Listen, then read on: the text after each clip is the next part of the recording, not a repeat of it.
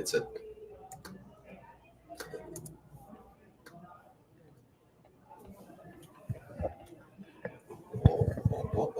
I'm gonna have to edit that out. Why hello?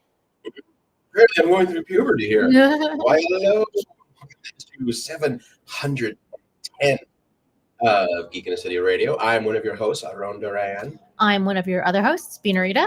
And I am your other host, Cable Hashtani. Howdy, y'all. Howdy. Oh boy, we are having a time of it, aren't we? We are having a time of it for sure. It is my time of it is of my own, my mistake. Yes, stayed up to choices were made. Yeah. So I have no one to blame but myself. Same. Yeah, how's everybody else doing? I also can only blame myself. Coming in hot from being out of town for work, and then Sunday busy all day. Monday was going to be my rest day, and I don't know, maybe clean my goddamn bathroom because it's fucking filthy. Nope. No, just 11 hours out on the town. Good for you. Mm-hmm. Still got it. Yeah, that sounds wise. I mean, it was great. I just feel like crap today. Yeah. And I didn't do any of the things that I'm supposed to do to take care of my household. Christian works from home? Yeah, he works full time from home. And he actually we've talked about this. I think he does the lion's share of the housework. Yeah, I remember when I was there, he would. Mm-hmm. He asks so little of me, and yet I and you give so little back. Yep, and I still cannot meet demand. I just remember when he would take personal music breaks. I'd be in my room doing something, all of a sudden I just hear a little mini concert moving through the house. I don't think he's doing a lot of those these days. He's been really busy. Yeah, it's pretty good. What about you, Cable? How's your, Fortnite been? I don't play Fortnite. I knew that was coming. Yeah. Wow. I started work at Scaregrounds on Friday. Yeah. Worked through. Yeah, I'm sorry. I am Cable at 3 these days. Mm-hmm. Because I spend Scaregrounds being Cable at 11. Right. So when you're not there, it's the slowdown. Yeah. I'm like, yep, I'm conserving all of that energy. I'm fine. Sunday, I think, was the hardest day because I got home. I got to bed Saturday night by 1 p.m. I was up at 6 a.m. to get ready for work. I got to work by 7 a.m. I worked until 5 p.m. Went to Scaregrounds, worked until 11:30 p.m., got home and back in bed by 1 a.m. to wake up the following morning to go into work. Oh, no, I didn't have to wake up immediately. I got to sleep in until 10. But that's something. Sunday was a very, very long day. Are you going to give yourself 3 days off when the season's over? Put in for time and be like, I'm going to sleep for 3 days. I'm not. You should. I mean, I have a normal weekend. I actually don't have a weekend again until the second weekend of November because Scaregrounds is still open that first weekend of November. Ooh. Yeah. Yeah, a lot of them are now extending through Day for Dead. Yeah. Which is weird. Because it's not Halloween. It is not Mexican Halloween, but folks. It does say the word dead in it. So yeah. It's more of a religious holiday than anything else. Yeah. Mm-hmm. Well, so even that is a weird way of not American commercial Halloween. No, it was a way to integrate pre-colonization traditions into Catholicism. Mm-hmm. Mm-hmm. Like most of our holidays are now. But, yes. Right. Yeah. Easter. Yeah, all of Christmas. Arbor Day. So yeah, we might be all being a little bit slow, but yeah, get a little report from the first weekend of Fairgrounds. Bean got to do a day at Lovecraft Film Festival. Half a day, Yay. I really. know. And then we've all seen some spooky movies and stuff like. And it's funny, like I didn't watch any on the list. I watched just 2 I hadn't seen ever before. Mm-hmm. I didn't even think to check. So Oh, I just realized I don't have my program with me, so I better pull that up so we can talk about. did you that. guys hear that? I did. Yeah, I did. Yeah. I don't know what that was. Ghosts. Well, welcome, ghosts. Ghosts. All right. Well, where do we want to start? I don't know, you want to start with how Scaregrounds went? Sure. I like the character. That's cool makeup. Still Manuel, but it looks cool. Okay, so I'm going to clarify some things. One, I am not a character yet. Okay. I went in.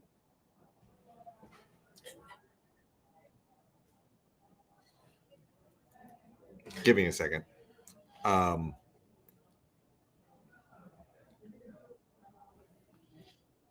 Scaregrounds is not Fright Town. Fright Town is not Scaregrounds. They operate in very different ways. Sure. So I am learning the ins and outs of how they operate. I will say that, like, there are some things about haunts that will always be the same. Like, oh, gee, everything breaks down on the first night. Yeah, that sounds about right. Right. Yeah. I think I had a half an hour where the coffin ride, which that's my job there, is I host the coffin ride, and it was buggy for half an hour. Sure. Night 2 and night 3, it's smooth sailing. Didn't have a problem with it at all. I spent most of September workshopping in my head and around the store here at Guardian, what my character was going to be, how I was going to sell it, using this whole car salesman motif and doing a Christopher Lee impersonation. But I had figured out the voice and the mannerisms. They have a character in mind. Right. They're like, oh yeah, whatever you want to do. So I've been trying to, like, from whole cloth put together something. Like, I picked out some costume pieces the week that we were scheduled to open. Had never met with any makeup people, so that was done on the fly. Wow. Okay. So my makeup for day 1 and day 3 was the same makeup artist, and I had a different makeup artist who did a different interpretation on night 2. So he's not a character. I have no name for him, and I have also, both night 1 and night 2, I did not stick to the character that I had developed. I cycled through 4 different voices, including Manuel and George Takei. Yeah, I heard that too. That's so weird. It's just like every so often, echo. The ghost in the machine is like, I Yes. join. It's unmuting you. The ghost is unmuting you. Oh, is that what's happening? Because that's what causes the feedback, is when our individual machines are not muted. They're not muted. Okay. So the ghost is unmuting you briefly. Weird. Or you're a sister of Datham and you never knew it. It's your ancestors repeating what you just said from the past. Why the fuck aren't we? We need to talk about that tonight too. Right, Ahsoka. Yeah. Holy shit. Anyway, night 3, I abandoned all attempts to try to stick to a character, stick to a bit. I just turned my own personal personality up to 11, and I was Cable in makeup and a costume. With full Cable. Yes. Like full Cage. I mean, granted, my intent was to turn it up to 11. I was still probably about an 8 because I was tired. It was a long day. But I've realized it's like, oh, that is actually all I need to be. So I may come in with my own makeup palette and do my own makeup this weekend. We'll see, because I have a different idea in my head and I want to try it out. before going to their makeup artist and going, can you recreate this? Right. So we'll see. We'll see So- how that goes. Okay. Aside from that, it went well. Like we had like 600 tickets pre-sold Friday night, Okay. and we had 1,000 people come through. Wow. We had 1,000 tickets sold for Saturday night. We had 1,500 people come through. I didn't hear numbers on Sunday. It was probably about 800 at max That's really good. for opening weekend. Yeah, they're usually not that busy, are they? As No. a rule, I don't remember. Most places are not that busy. Like it sounded, from what I heard, it's like it was a very busy night. All things, and I made a point of going. Thanks for being part of beta testing essentially, because everything was going to break, and everyone who was there was like, oh yeah, we get that. Right. We're still here to have fun. And they had fun. Well, this feels like the first year since, I don't know, 2019 that like the haunts are able to kind of go all out again. Like maybe people are relaxing, And I like the area that Scaregrounds is set up in. Last year they were over in the park area, Right. near picnic pavilions, and so they were still dealing with muddy ground. Oh, right. Yeah. And the year before that, they were partially in parking lot and partially like they were spread all over the place. Right. And this year they are decidedly everything is directly behind the or behind and to the side of the roller rink, Oh, okay. and takes up the space between the roller rink and the hangar where the Rose City Rollers practice. Oh, Okay. that gives up a lot of parking. Yeah. Yeah. So we're all on solid ground. It's really a swell place. There's still access to Oaks Park itself, so you can go ride rides and then go get scared and make a whole weekend of it. That's cool though. Yeah, Yeah. it's like all one kind of combo thing. Yeah. I think I'm gonna go on Friday. I'm gonna try to pull This off Friday? Yeah. Yeah, I'll talk. We'll talk after. Okay. Cool. Cool, Yeah, I'm cool. excited. I need to go to once again. I just want to be around spooky shit. Yep. I'm gonna be real talk. For as much as I was excited about doing this and getting back into haunting, I'm gonna see how I am at the end of October, but I may have to find a different outlet because I genuinely might be too old for this shit. Oh man. Like you just might be like. But are you talking about like the energy to do this for a whole month on top of your regular job? On top of my 2 other jobs. And also to get real, like this also means that I don't see my partner for a month. Right. I don't contribute to the household in a meaningful way. Like It's a strain. It's an emotional and mental and physical strain. And I honestly have to decide whether or not it's worth it. If I was still in my 40s, yes. Like I did the majority of Fright Town in my 40s. That's true. And yeah. that was manageable. This feels different. Yeah. The soul, the heart is like yes. The body's like maybe. It's like you need to remember that you have aged. Yes, you can still do a lot. Yes, you're not ready for the nursing home type of thing. You're in your 50s. That's not the end of the world. But it doesn't mean that you should run on a 20-hour day. Mm-hmm. Yeah, that's Yeah, I'm impressed. I couldn't do that for a whole month. I don't have that in me anymore. Yeah. I won't even. I used to like when I was younger. Like if I was going to take vacation, Mm-hmm. I would like work, go home, pack, maybe even fly out that same night, have my trip, fly back as late as possible, and then like go straight back to work the next day. Like Oof. zero buffer time between before or after a trip and work and my work schedule. And I can't do that anymore. I always give myself an extra day off after a vacation. hell. If I can, I give myself the day before and after. If I can, yeah. Yeah. But right now I'm like back on hourly and I don't Right. 'cause I don't make as much PTO as I used to. I know someone. The last few trips they have taken, they have fucking gone to work after they've landed. They drop their bag off, or they just get a lift and go right to work. Same I'm like, day. what is wrong with you? Well, it's not that bad. I'm like, Capitalism. yeah, that's Part of it, right? Mhm. Is like Yep. if you want to minimize the amount of time that you're not working that isn't covered by your vacation time. Yeah. Right. Like I have some PTO come. Oh, sorry about that. I just yelled that. I have some PTO coming up in a few weeks, and my supervisor's really cool. He's like, "Do you want me to just? You can save some PTO, and I can just make this your weekend, your 2 days off. But it's going to be a weird emotional day for me." And I'm like, "Actually, no. I would like to use my PTO and then still have to get my scheduled 2 days off." And he's like, "Great. You want them all back to back?" I was like, "You know what? That's cool too." So, Something weird just happened. Nope, we lost cable.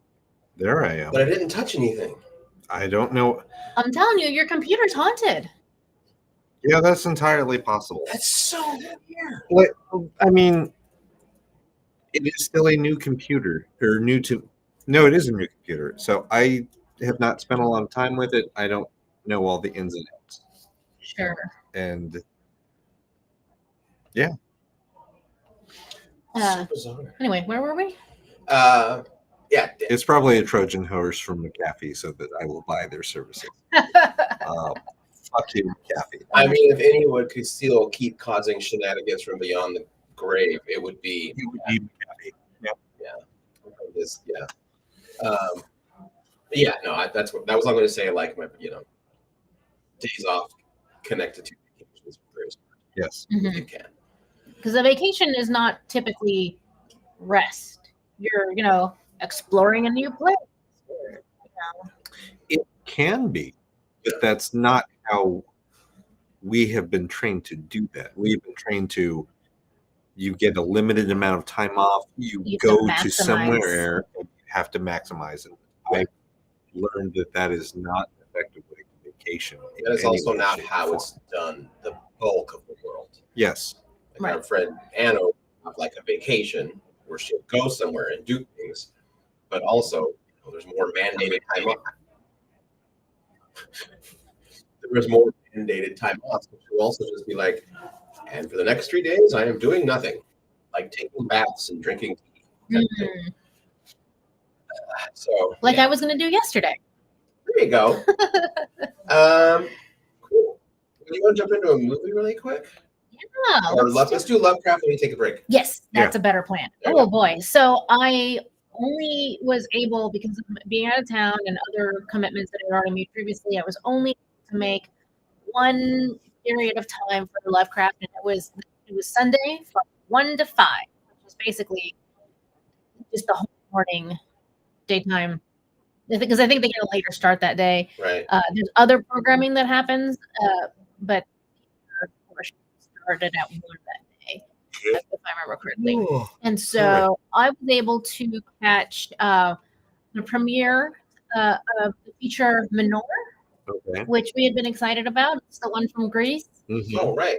And I'm glad I made it. I was actually in the theater across the way for the Lovecraft Under the Gun. If I only have a little bit of time, I'm only going to do a bunch of shorts, right? Just really Mhm.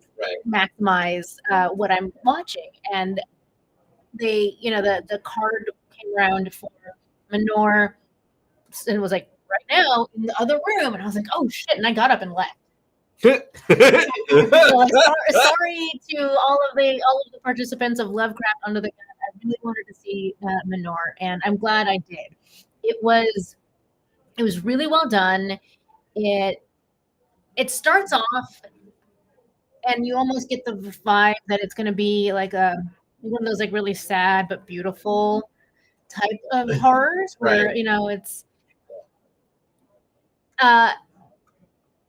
But they take a turn pretty quickly, and by the end, honestly, I had like Shaun of the Dead vibes. It becomes an ensemble. wow.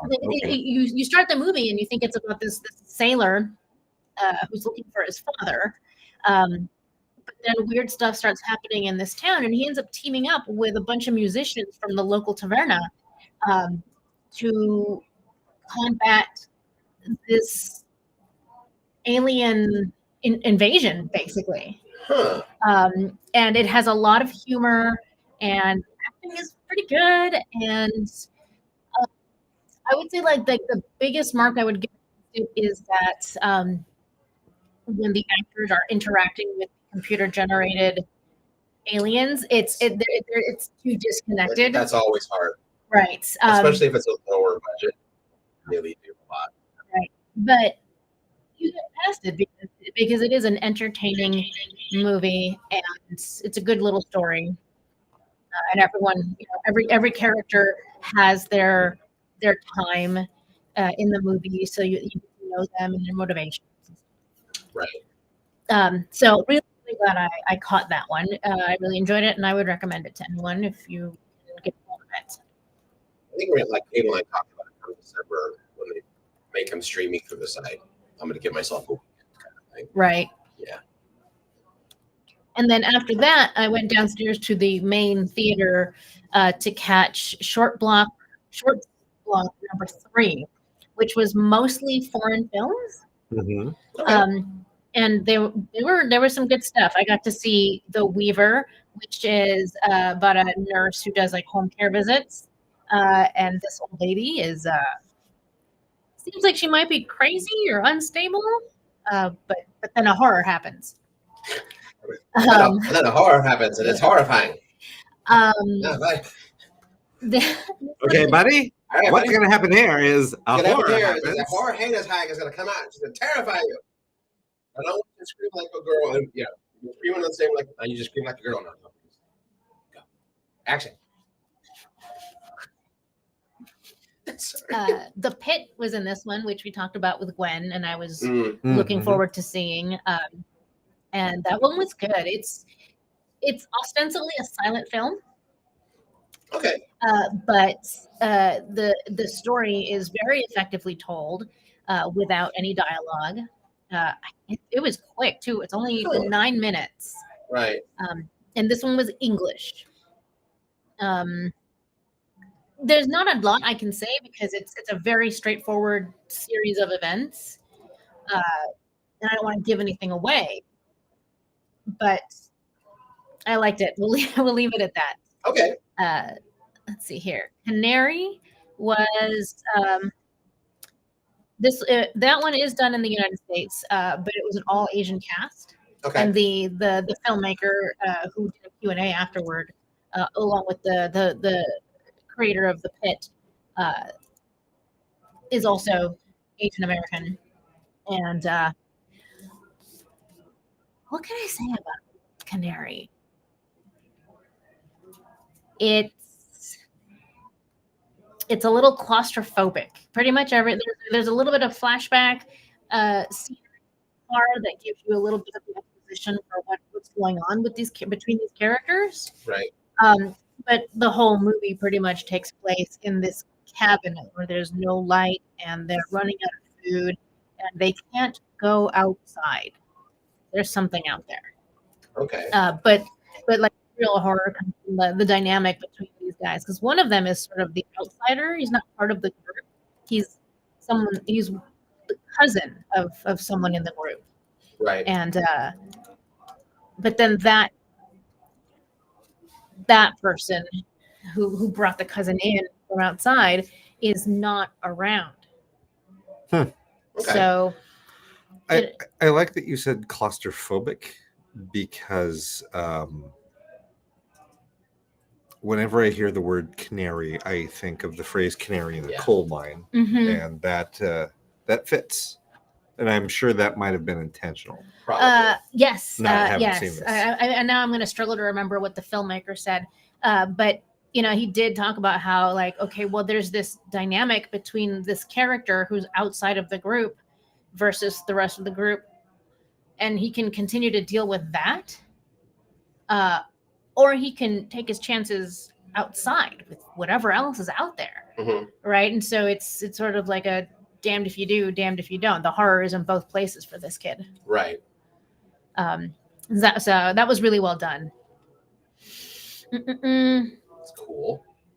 In the basement, that might have been my least favorite of the lineup.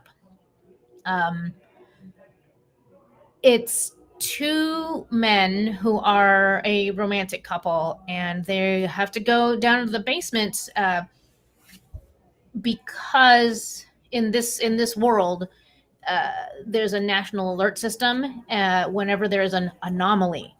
And when the alert goes off, there's an anomaly in the area, and you need to like hunker down somewhere where they can't get to you, and Okay. you have to like ignore whatever you think you hear outside because it's the anomaly trying to trick you. Oh, interesting setup. Okay.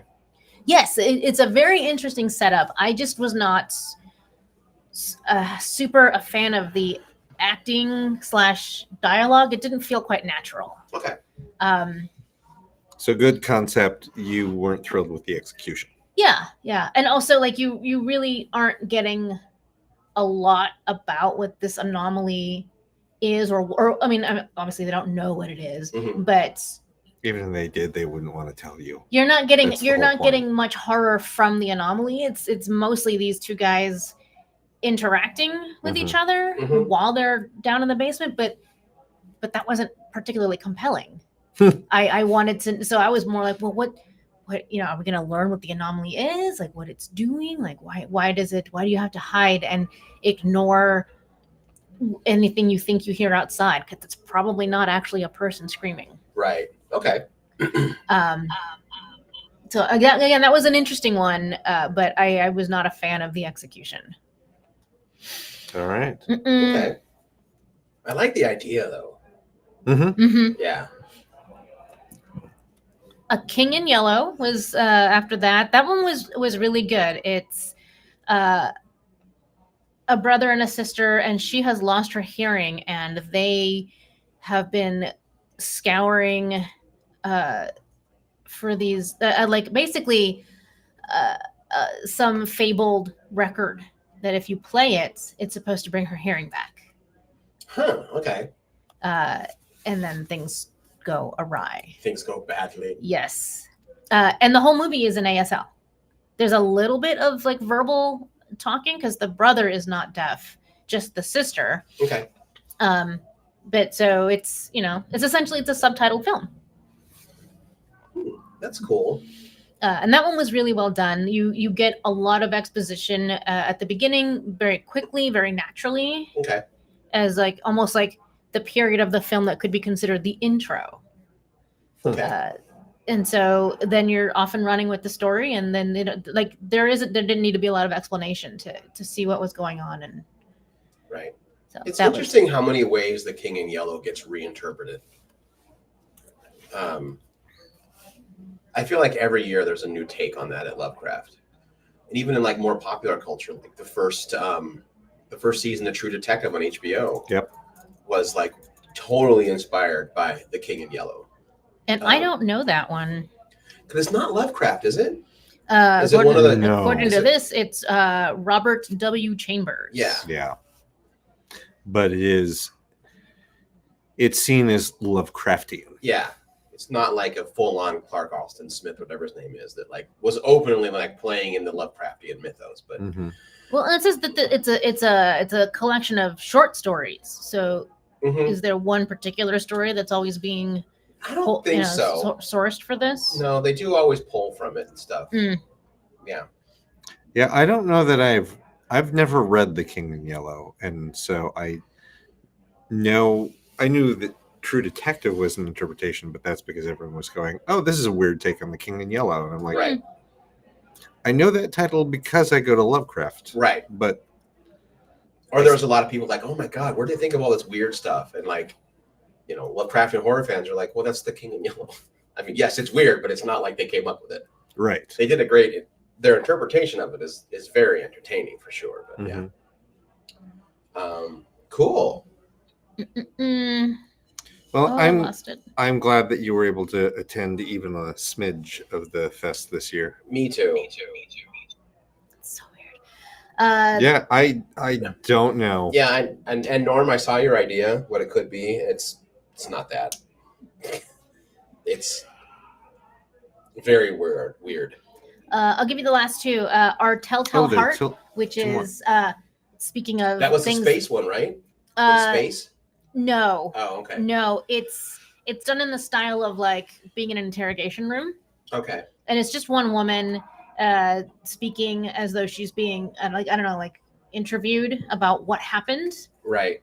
And yeah, it's the Telltale Heart. Mm-hmm. And then the last one was called Unknown. It's about a young man who has to go out to where his father lives to help take care of him for a couple days because the last caretaker quit abruptly, and Mhm. it'll be a couple days before a new one can come. Okay. And apparently that's not the first time that something like that has happened, and there's something weird going on, and they're a little bit estranged, so it was interesting, and it had a really a real bang of an ending, but that was one where you didn't get a lot from the dad, and I felt like there was more there that could have been fleshed out. Okay. Well, I'm looking forward to December when I can watch them. Mm-hmm. Agreed. Yeah. Yeah. It'll be nice. But overall, it was a really great lineup. If limited for me. Yeah. So. And that is a good reminder for our listeners too, that if you weren't in town or aren't near Portland, you didn't get to go see this. They will be putting together a streaming online version of the Film Fest sometime in December. So we'll keep you all posted when we get news about when that's going to go up. Yeah, definitely. December's good anyway. I mean, December's the second highest ghost story time of year anyway. Mm. Yes. Yeah, most famous ghost story is A Christmas Story. So, Yep. I did not get to see or interact with Brian or Gwen in the short time that I was there, but thank you to both of them. Yeah. As always. No one really gets to. They are bonkers busy that weekend. For sure. And for somehow Gwen always ends up pulling off like 3 outfit changes. Yep. Yeah. Usually by the like that final one, she's in like the most casual she can be, but she does like to do almost like costume changes, this kind of thing. Mm-hmm. She does. Like she'll be in casual wear on the floor in between, but like as soon as she's announcing any of the main features, she's up there in a ball gown. Yeah. That's pretty cool. Which is great. And Brian's the same. He's like in a 3-piece suit. Mm-hmm. Yeah. Which can't be. I have worn a 3-piece suit in the Hollywood for extended periods of time. That place gets warm. Mm-hmm. Very warm. It sure does. It also gets very cold. It does. Yeah. Well, it's an old building. Yeah, the main theater is not well regulated temperature-wise. No, none of those old theaters were. And it was 80 degrees in the city of Portland this weekend. Oh, I know. That was some bullshit. Yes. Yes. I mean, it certainly made. I'm sure that was why we saw so many people at Caregrounds. So, the weather, people coming out. Yeah. Yeah, I mean, that's possible. Still doesn't mean I like it. No, sir. Nope. Don't like it. Don't like it one bit. Before we take a quick little break, I just want to mention I popped into Ridiculous today in Lloyd Center, and they have got a pretty cool new contest. It's Creepy Creations Lego Building Contest. So this one is going to be a original, basically horror or spooky themed Lego builds. They've got 3 different age categories. They must be original builds. I mean, clearly you're using Lego sets. You don't have to, you can kit from others' Lego stuff, but it's still got to be your creation. What? No, original creation means you don't work off of any other existing builds. Right. Well, I mean, like you could use like the vampire minifig, couldn't you? Well, yes, but that's not. That has nothing to do with. Yeah, that has nothing to do with the build. When it says my own creation, it means you cannot kit bash this part of this set with this part of this set and this part of this set. Oh, right. It's you need to come up with your own idea and then build it from the plate up. I guess I meant if you want to do your own take on like the haunted train, Yes, you're allowed to do use that. like the train parts Right. for the basic build, but the rest that's what I meant, I guess. But yeah, you'll get more details over at brickdiculous.com. I wish I could participate in this one. Yeah, I wish I could. I mean, I could probably try. I have no time. I like the last one that I participated, the only one that I participated in at this point. Like I had set aside a day in September where it's like, I'm not doing anything. No, it was August. I'm like, I have this weekend off. I'm going to do this. This is when I want to build it. And I just spent a day building and I built that entire thing in a day. Nice. Cutoff for submitting your entry to this contest is the 28th. Yes. Yeah. Still not going to make it. Still not going to have free time. Not talking I to know you. that. Same. Oh, Because you already said you're not going to do it. This is true. seems so mean. Not talking to you. I'm not talking to you. Do this. I'm not here anymore. Can't see you. No. Nobody home. Okay. We'll be right back. Yeah, we'll be right back. Yeah. Let me no, what am I looking at?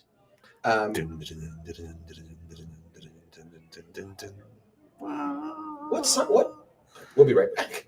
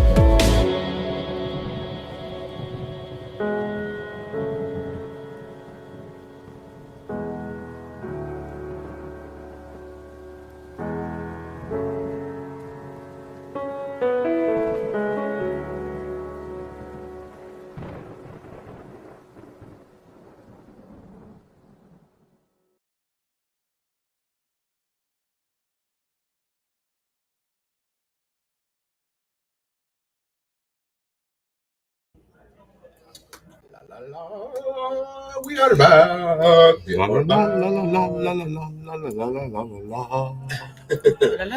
Tra la la la la la la la la la la la la la la. Ho, ho, ho, ho, ho. Which I know. I always love that story of his grandkids telling him that he's famous. And he's like, what? And they showed him the YouTube video. Yeah. Yep. So yeah, some movies that we've watched. I totally spaced out, and the 2 horror movies I saw yesterday are not on our list. What Right. movies did you watch? I watched, and there's still 2 I've never seen before. So the first one was 2014's As Above, So Below. God, that's good. Hmm?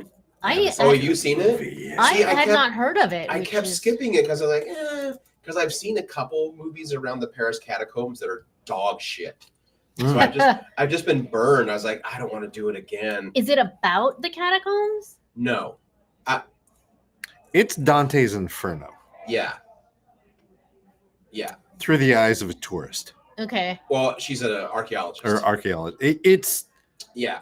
It fucking fascinating. is really good. Like I started watching it and I'm like, because you read the description and you're like, okay, and you even watch the trailer and she's like, there is something buried deep in the catacomb, blah, blah, blah, blah, blah. It's so weird. But then, the movie starts or what have you. Mhm. And like it opens in Iran. Like these tunnels are Yep. about to be bombed, like sealed, because the Iranian government's like, there are idols down there. We don't, So she goes there, and you find out that she's after the Philosopher's Stone, and then her dad went mad and committed suicide searching for it. I'm like, wait, is this some weird ass like Dan Brown shit too? But it's good, and it definitely gives off like Wreck and Descent vibes. It gives off a lot of Descent vibes. There's a lot of claustrophobic moments in it, Okay. Yep. and it's not presented as found footage as a staple of the genre, but she hires a videographer to go with her, and then he puts head cams on everyone who goes down there with lights. So everything is POV. Every single shot in the movie is POV. There's no second or third person view. I thought that there was some, not a lot, but No, the very beginning, the Iran scenes. oh right. But Okay. once she hooks up in Paris with the videographer, it goes to first person POV every Right. time.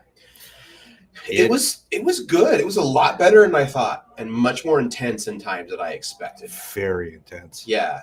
Um, And I kept trying to figure out where I knew the lead male from, and he's from that show Superstore, oh okay. the America Ferrera show. He's the male lead in that show. So It is also, it's a movie that does not feel safe in any way, shape, or form. At no point do you're like no one is guaranteed to get out. yeah, about halfway through, you do realize like, oh, like our main character, she doesn't have plot armor. No one has plot armor in this movie. I enjoyed it way more than I thought I would. And now I feel kind of dumb for like, it would pop up in a queue and I'm like, no. Sometimes that just happens. Yeah,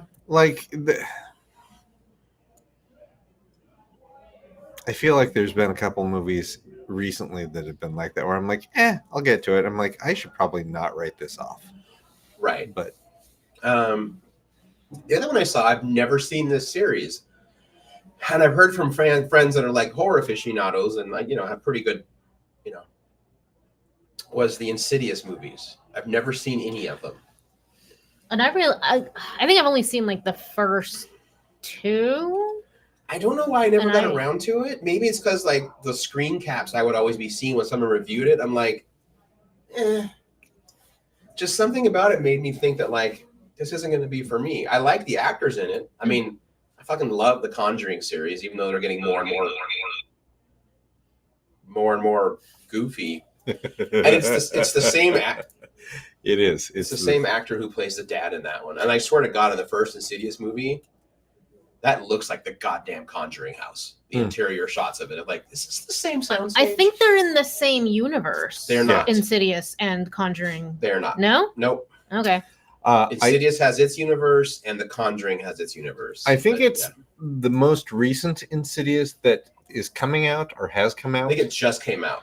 is like I saw BTS and trailer footage for that. Yeah. That was what made me go, oh, I think I need to go back to the beginning and watch all of Insidious, Yeah, because Insidious centers around a child character, and they are now an adult. That actor is now an adult, Yeah. and he's still in the movie. It's still the same family. I'm like, Yeah. that's fascinating. I don't see that often. So apparently I found up, like, I'm going to do some reading about it now. Yeah. So it's a Blumhouse, Mm-hmm. just like I think Conjuring's Blumhouse. Mm. So the reason why I realize now I should not have fucking written it off is this goddamn James Wan, Right. who did it's easy to convince them all because James Wan worked on The Conjuring. I think he directed The Conjuring also. Yeah. Mm-hmm. So I gave it a shot and I did some more deep dive on it. When this was pitched, it was pitched as like not just one movie, and then it did better, so they did a sequel. It was the people pitched the story as a long family arc, and they're like, look, we'll make sure every movie has an ending Mm-hmm. in case it tanks, and we get it. That's just how Hollywood works. You don't make any money, you don't get a sequel.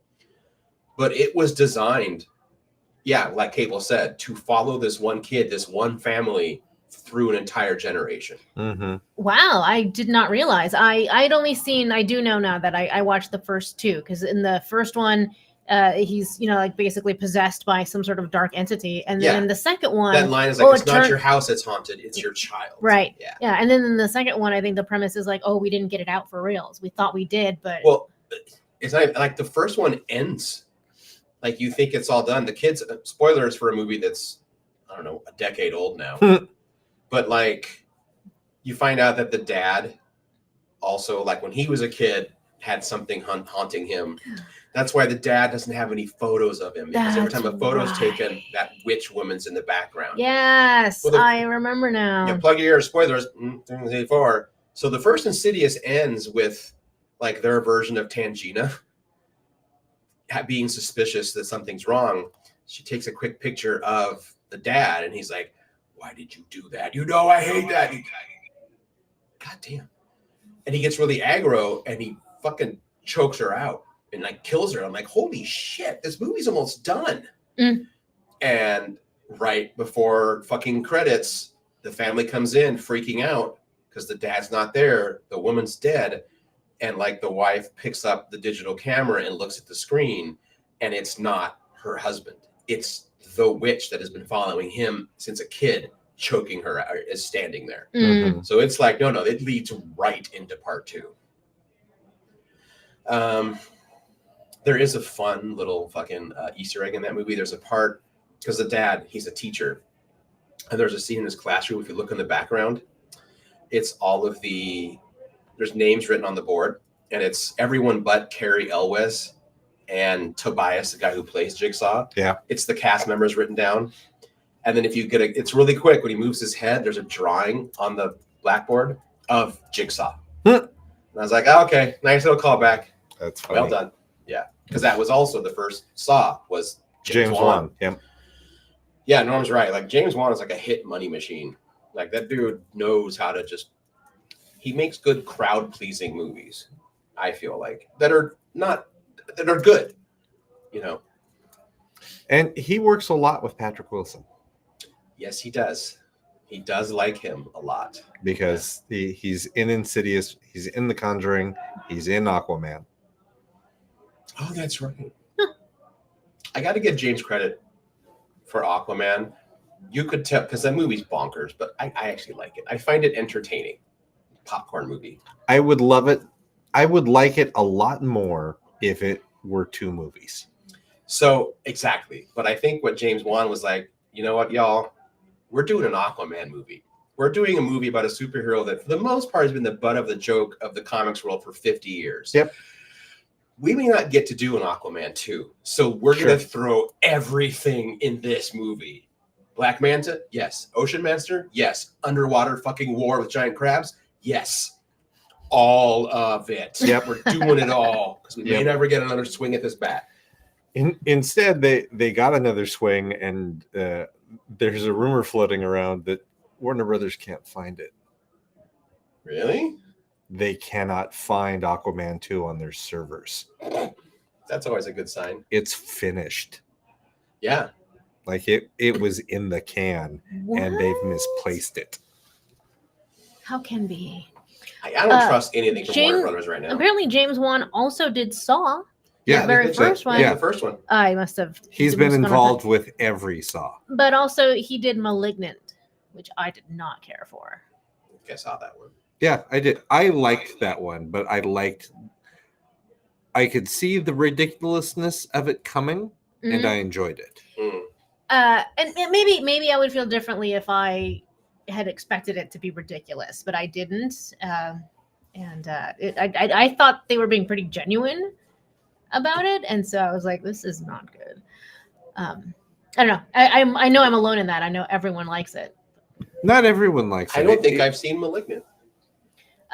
It's 2021. It was straight to Netflix. Not Netflix. It was straight to HBO. Okay. Yeah, it never had a theatrical release. Hmm. So and everyone was at home still. Oh yeah, I never saw it. Huh. It is preposterous All right. and takes place in Seattle. The opening scene is so absurd. I thought that they were going to yell "cut" and then walk off of a set, Really? like as though the first scene is a misdirect because it's actually a movie that's being filmed. Mhm. Is how Okay. the movie starts, but it was not. That's really what was happening in the story, and I from that moment they lost me. Right. Huh. That makes sense. I might check it out. Yeah. Yeah, man, I'm on his Wikipedia page. Mm-hmm. For the most part, he's a hit machine. Yeah, I have also watched some horror movies that aren't on the list. I have watched the first 2 installments of the Jeepers Creepers movie series, which I had never seen before. I've seen the first 2. I saw the first one and I don't remember anything about it. I realized watching the second one, I'm like, oh, I have seen this. Why did I watch the second one and never the first one? The first one stars Justin Long. Mm-hmm. And I keep forgetting. It's like, dude, you do a lot of horror movies. Why do you do a lot of horror movies? But he seems to enjoy it, so good for him. Yes, Norm, watch Yeah. Barbarian. Yeah, How have watch- you not watched it yet? Watch Barbarian. Yeah. Really? That's a question? Yep. Watch Barbarian. Do not ask anybody else about Nope. any other information. Don't read anything about it. Go in as clean slate as you can. Mhm. That is the only advice that we'll say about Barbarian. Watch it and know nothing about it. Right. Because Um, fuck. Mhm. I didn't realize Justin Long was in Jeepers Creepers. Is that what you said? Yeah. So the first Jeepers Creepers follows a brother and sister Mhm. traveling cross country through rural southern areas, and they encounter a thing. It has very it's supposed to have very Texas Chainsaw Massacre, very Friday the 13th vibes in its career, Yeah. but it goes a little beyond that. It does kind of have they do an interesting job of kind of creating the myth and mythology of this creature. Yep. Like pretty quickly in the movie. Which The they Creeper? expand upon in Jeepers Creepers 2. And I'm like, oh, this is the movie that I remember where they talk about, oh, it's this thing and it does all these things. There was a third one that I haven't watched yet. If I can find that, I'll watch that. I think they've done 4. They have done 4, and there's also a fan-made film that came out that is higher rated than like 2 or 3 or 4. That's funny. The fourth one, they changed directors. Yeah. I do think it's funny. Every time I watched it, I remember thinking when I saw the first one the first time, I was like, okay, the monster's cool, and I get the truck, I get the vibe they're going for. I'm like, Mhm. where did he have a chance to get a personalized license plate? Right? That's it. Every time I see it, I chuckle. I just imagine him in It's the like, DMV. why do you have this? Yeah. Creeper? Yep. Oh, my license plate is a creeper. The other one that we watched together, that Merrick and I watched together, was Vampires versus the Bronx. That one's fun. I missed that one. It's still on Netflix. It's a Netflix original movie. Mhm. If you here's my high praise for this movie. If you like the Monster Squad, watch Vampires versus the Bronx. Yeah. Or If you Attack like the Block. Attack the Block, Yep. watch I was Vampire gonna say, versus the Block. I'm like, I get the feeling that it's right. like Attack the Block. Yep. Yeah, it is very much in that vein. I appreciate the fact that I'm trying to think. Oh, I'm starting to conflate two movies. I like the fact that for the most part, Vampires versus the Bronx is bloodless. There are still deaths, but it is not gore heavy. It is focused around kids doing the right thing, and it's great. It's a lot of fun. It was definitely this is enjoyable. I am glad we watched this. Yeah, and I was like this. I went into it thinking like, all right, this looks cute. Yeah. Like I know I'm gonna have a good time. It may not like break any new ground, but I was like, and it doesn't really. Yep. But it does a really good job of the story it's trying to tell. It does a good job of that. Oh yeah, The Faculty was the other one that I watched. Oh, The Faculty. I never watched that when it came out, and it was really fun. And it was when I said it was conflating movies. That movie is the one I'm like, oh right, and the kids don't actually kill anybody. Is that right? Yeah, I remember not wanting to watch it because I was that was the era where it was I Know What You Did Last Summer, like all that stuff. Mm-hmm. And I was like, I'm kind of tired of this sexy high school horror genre. I'm burned out. I would have been. Was it high school? I thought it was. Yeah. Oh, it was high school. Oh no, I'm conflating it with a movie that Joshua Jackson is. That it is in college and it's like some sort of secret society thing. Yeah. As soon as I pulled up The Faculty, I was like, wait, where's Joshua? Yeah, that's the one. I was like, wait, Josh Hartnett and Elijah Wood. This is not the movie. But I was also, thinking of. Isn't that a Robert Rodriguez movie? The Faculty. It is, which I didn't realize. That's what I remember. I went back and I was like, but it's Robert Rodriguez. So I'm going to go back and watch it. Yeah, I got to the end and went, wait, directed by Robert Rodriguez, and then wait, written by Kevin Williamson? Yeah. The fuck? What did I just? It's one of those that you go back and watch it. It's like, oh, that's where all of these people fucking came from. Yeah. That was another one of those. There were a lot of connections that got made from that movie. Nice. Like Robert Patrick was in it at the height. Like he was just a couple of years off of the height of being the T-1000. Yeah, probably this would have been right before his stint on X-Files. Yep. So he was totally stunt cast as like, oh yeah, we're totally doing this guy because he's everyone will know he's the bad guy. Oh, it's just the skulls. Yeah.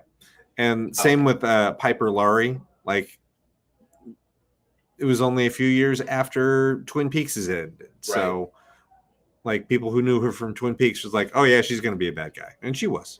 Yeah, that late 90s and early aughts era of horror was like, would be interesting to go back and talk about its, like, cultural influences and what influenced it. Mm-hmm. It's one of the, not to get all super political, but it's one of those things where, like, you can say it's about a lot of stuff. Like 9/11 changed the horror genre for a long time. Yeah, it did. A lot. Like it all of a sudden, like and horror. That's the cool thing with horror. Horror always reflects the culture. I think better than any other genre. Mm-hmm. Horror will always do it. Someone did a study one time that you get, what was it? You get good vampire movies when it's a Democratic president.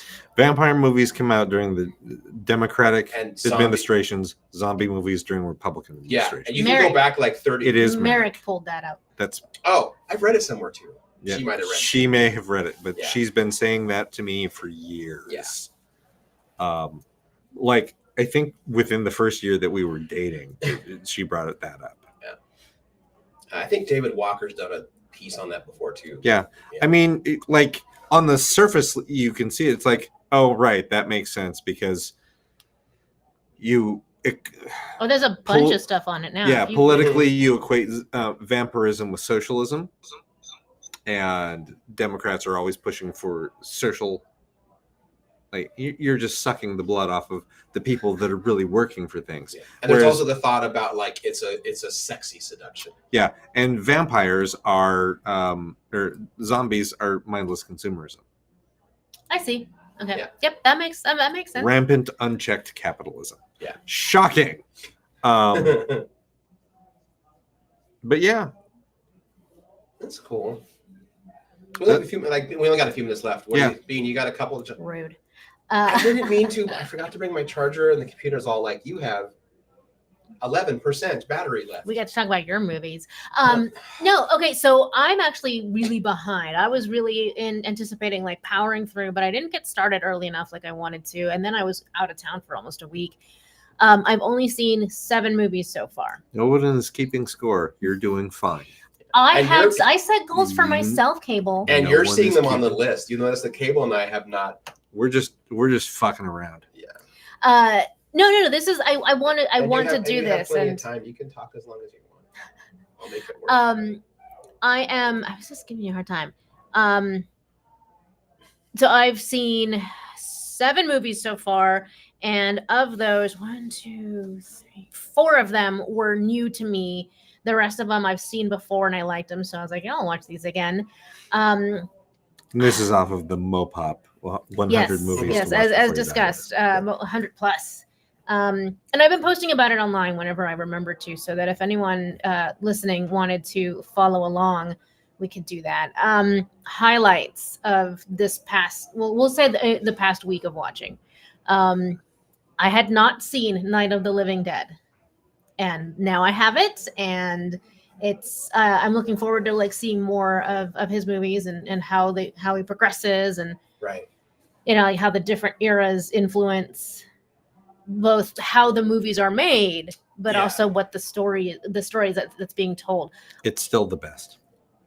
Still very good. Yeah. It's what I didn't expect is that it's really not about the zombies. It's about everyone clashing in this because they're confined now. It's a claustrophobic. Like The Mist. The Mist. And he was the first one to do that with the zombie genre.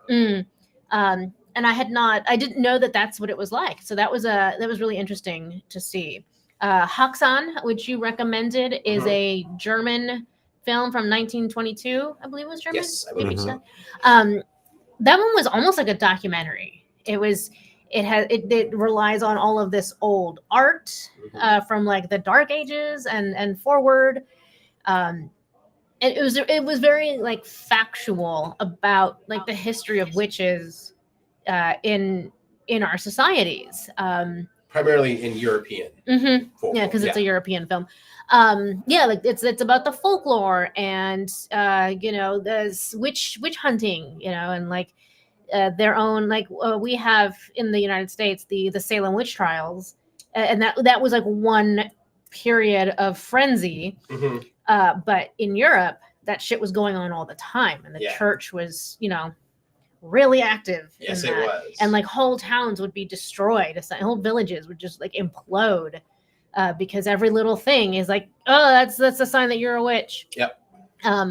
The one part that I thought was really amusing was when they're talking about their witch's flying ointment, and they show pictures. The movie is all like tons of reenactments essentially.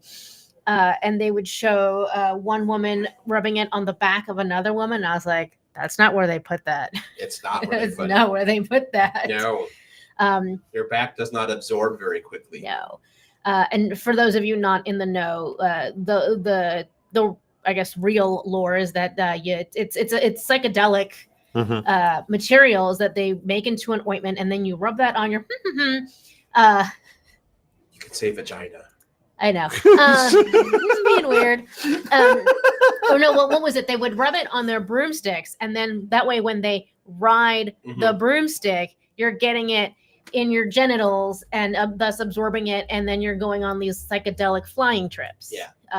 That's the lore. Anyway. I also like how part of Haxan is also like, this is just how they treated like women that spoke for themselves. Ugly women. Also, old we're still women, doing it, by the way. Poor women. Yep. And that was in 1922. Yeah. Yep. I rewatched A Girl Walks Home Alone at Night. Still wonderful, still beautiful. It's all the vibes.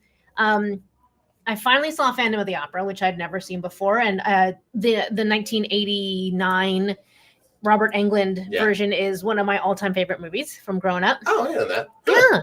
Yeah. Child's Play, Carrie, The Lost Boys, all movies that I watched at some point or another in my life. I'm going to guess mostly as a kid and have not seen since. What did you think of Phantom?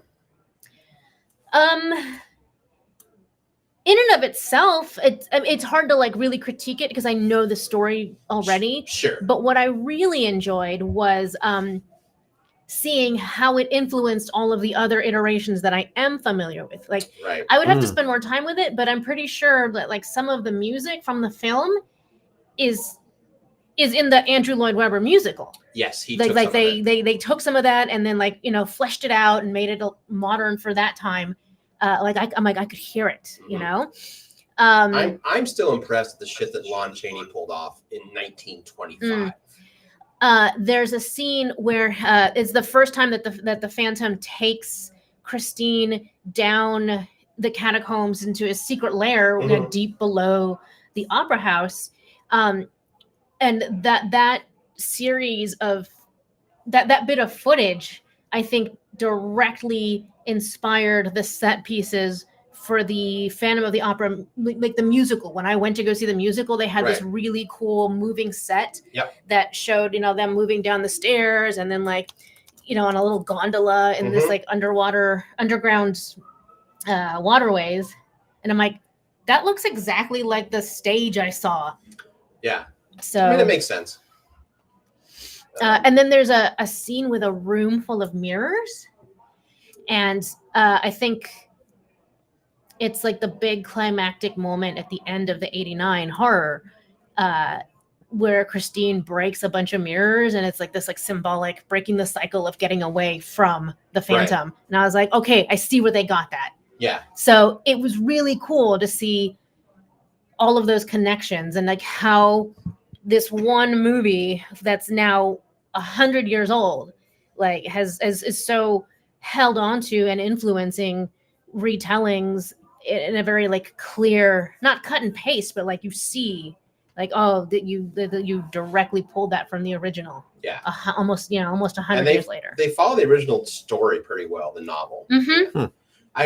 This is one of those things too that I like to have that like thought experiment is what would have happened if Lon Chaney hadn't passed away? Because he was slated to play Dracula. In the one that defined Bela Lugosi's career. Oh. Right. That's who Universal was going to use, and he passed away. He did his own makeup. He did his own everything. No footage, no movie exists anymore, but you can still find footage from The Man Who Laughs. It's the images are terrifying, which is clearly where when Bill Finger created the Joker is based on The Man Who Laughs. Oh, what I will say is that like when you actually see the Phantom's real face, it's kind of cheesy. It is, but he basically did that with tape and like spirit gum because nothing else existed. You know, but if you're a young film goer in 1925, that shit is shocking as hell. and here's the thing is like I'm pretty sure I've seen that face a billion times. Oh, you have. Yeah. But I never knew that that's the Phantom's real face. Yeah. Yep. It's just one of those things, you know, it's so ubiquitous.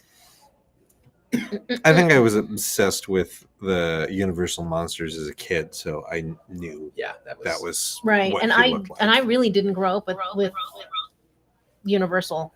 And I did. I mean, you guys all know. Like that's always good. Yep. That whole era, the atmosphere, the vibe, I just love it. I love it. All of it. I know they're not the best horror films, but I mean, they were great for the time. Yeah, and I just love them. I love the atmosphere. Yeah. I love the sets. There's something about that. You know, I love that Universal still does like a classic monsters as one of their haunts every year, which hopefully I will get to see someday. Again, maybe we'll shoot for next year. Yeah. The other 80s stuff that I watched, it all still holds up. Man, Lost Boys is like so quintessentially 80s. The scene with the band at the beach party, like you didn't need this scene. You just wanted to put a band in your movie. It's fucking Joel Schumacher, man. Yeah, I was going to say peak Joel Schumacher. Joel Schumacher. We were never going to get it, but there was always that long rumored Lost Girls sequel. Because the movie ends with the grandpa being like, there's only one problem with this town. All the goddamn vampires. And the proposed sequel is that he's a werewolf and his granddaughter is a werewolf, and Santa Cruz has these. He's like one of the few male werewolves. The rest are run by women. That's And really cute. It's super cute. Yeah. And I was like, I would watch a sequel called The Lost Girls, and it's just werewolves now trying to retake Santa Cruz from all the goddamn vampires. If anyone wants to watch or revisit any of these movies between now and next week, this is probably what I will have watched, and we can talk about it. Okay. Shaun of the Dead, Dawn of the Dead, but that one's not streaming anywhere, so you got to go out and rent it, or maybe buy it. The Fly, 1986, not the OG one. Right. Poltergeist, the Student from Prague, I believe is what it translates to. Der Student von Prague. Oh, where is that streaming at? I don't know, but it's from 1913. Their student von Prague. And then one that I'm actually really interested in, Les Yeux sans visage, Eyes Without a Face. So here's the thing that I find it interesting. I'm glad that you jumped on this as far as something to do for yourself and for the show. And I know it was driven by the fact that we saw that this year at when we went to Mopop back in May. But if you have been watching what all of the movie theaters in Portland have been pulling out for for this month, it's all shit from this list. Yeah. It's like to the degree that I'm like, you're just doing the Mopop list, aren't you? I mean, here's the thing: Mopop is not wrong when they made this list. We watched the reel, we watched the whole reel at the museum, and I'm like, either I haven't seen it or I saw it, and it is in fact a great movie. So the other half of that equation is like they're all good. You should watch them. They are, groundbreaking films. They are historic. They are top-notch storytelling. Right. There's not a dud in the bunch, I don't think. Not really. There may be some that may not be to someone's personal taste, but sure. Yeah. Yeah, I still feel like I'm going to have a hard time getting me to watch Rosemary's Baby. It's first off, it's very 70s. I watched it semi recently, and I'm like, it's fine. For me, it still gets back to fuck Roman Polanski. It's so hard. Like, I don't want to watch anything that he's directed. Yeah. But like, I get it. I get its place in this. I think I missed the fact that it was a Roman Polanski when I watched it. Yeah, I would curious to see if you both are able to watch Horror Dracula before the season's over. That's Christopher Lee's first Hammer. Christopher Lee's first outing as Dracula, which is on various free streaming services. Let's see, that is one of the nice things about IMDb. As of late, is it does give you links to where it's streaming. I'm excited for you both to see whatever happened to Baby Jane. I've been wanting to see that for a long time. Yeah. It's really popular in the drag community. It gets referenced a lot, and Shocking. so I've been aware of it for a long time now. It's very dramatic. In fact, Christian watched it recently, not for the first time, but he was just like home and I wasn't, and he watched it, and then he told me, and I was like, oh, I would have watched that with you. So yeah. The Horror of Dracula is on Max. Excellent. Okay. Cool. Max has been coming in real clutch for a lot of these. Yeah. That and Prime. And there's a couple of them out there that are free, but they have commercials. Like Tubi has been sleeping in some kind of cool horror. That's like where Crackle and I've been watching some stuff on Tubi. And I don't remember what it is, but there is a streaming service that's connected to your library. If you have a library card, I'll look it up. I'll text you guys. That's cool. I've you're heard allowed. of it. You get like 10 viewings a month. Yep. So and it's connected to your library card. No matter what library you go to, it's a national library service. Oh, not like Libby, where like you can still only check out a book for an audiobook or an ebook if it's available in your library. No, it's like a national service. I'm not quite sure how it works, but they do have your library card number connected to how much you can watch per month. They do limit. And honestly, that's probably because if it's completely free, all these libraries paying for it. All these libraries are kicking in bandwidth money and Canopy with a K. That's it. I'm I'm gonna be surprised here for a moment. You haven't seen Child's Play? Nope, never had a desire to. Nothing about Chucky makes me think I want to watch this. I watched all of them up to Bride of Chucky, I think, or maybe a second one that includes her. The first one is a classic, man. I know. Like, I don't like it, but I've still seen it. There is a part in the beginning of the movie that I was like, hold on, this is really, I've never thought about this before. Is this a plot hole? Why does he have this arcane knowledge? But then it fully gets, like, you see, it's part of the plot. Yeah. And I had not remembered that. So also, it's Brad Dourif. Of course, he has arcane knowledge. Yeah. I will go, but it's within the last few. Also, I've been told that the Child's Play show is very good. I have heard that as well. But the thing that turned me around on it, because and it's not that I don't love camp. Like, I fucking love camp, but something about it, I just didn't do it for me. But then a couple of years ago, there was a documentary about how American horror is perceived around the world, and that in France, there is still a culture of the enjoyment of the absurd as a form of entertainment. Mm-hmm. And this documentary was like, not overall, but they're like, as a rule, the Chucky films in France are viewed as like these absurdist masterpieces that are comments on consumerism, and they hold them in much higher regard than they're treated here. Interesting. Yeah. Much the same way as Jerry Lewis movies were. Also, I'm seeing here Yes. that the Chucky, the new show, which, by the way, already has 3 seasons. Yeah. Wow. Includes Alex Vincent, the star of the Chucky movies. Yeah. Well, the other star. Yeah. The not Brad Dourif. The child. Yeah, he's Right. Andy. I think that's another one of those where it's been like, I don't think they intended to do that, but they do keep revisiting the first kid from Right. Chucky Mm. or from Child's Play and bringing him back.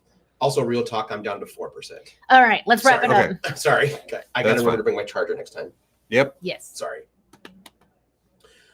Thanks for listening. Yeah. I'm Aaron Durant. I'm sorry, you guys. I'm I Dina Rita. apologize. And I'm Cable Hashitani. We will talk to everybody next week. Bye, y'all. Thanks.